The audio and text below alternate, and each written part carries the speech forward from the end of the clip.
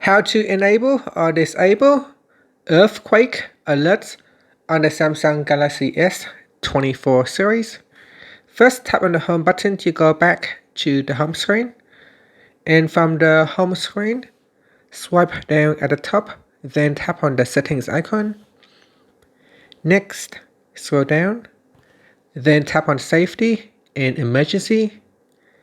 Now in here, we go down and tap on earthquake alerts. Then tap on earthquake alerts toggle button to switch it off or turn it on. And that's it.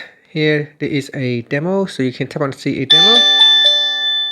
So test earthquake, and it tells you what to do in the event of the earthquake.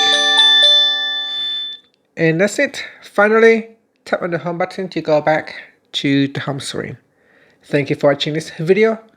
Please like and subscribe to my channel for my videos.